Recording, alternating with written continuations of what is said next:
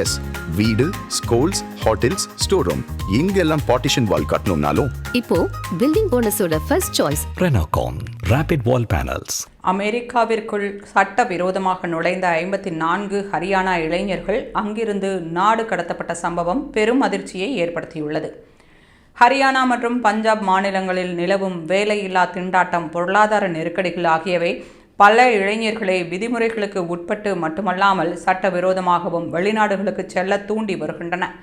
இதனை பயன்படுத்தும் மனித கடத்தல் கும்பல்கள் டாங்கி ரூட் எனப்படும் மிக அபாயகரமான வழியாக அமெரிக்கா, கனடா போன்ற நாடுகளுக்கு அனுப்பி வைப்பதாக கூறப்படுகிறது. இத்தகைய பயணத்திற்கு ஒவ்வொரு நபரிடமிருந்தும் 40 லட்சம் ரூபாய்க்கும் மேல் வசூலிக்கப்படுகிறது. முதலில் விசா எளிதில் கிடைக்கும் ஈக்வடார், பொலிவியா போன்ற நாடுகளுக்கு விமானம் மூலம் அழைத்துச் சென்று அங்கிருந்து மத்திய அமெரிக்காவின் அடர்ந்த காடுகள் வழியாக மெக்சிகோ எல்லையை அடைந்து பின்னர் அமெரிக்காவிற்குள் சட்டவிரோதமாக நுழைய வைக்கப்படுகின்றனர்.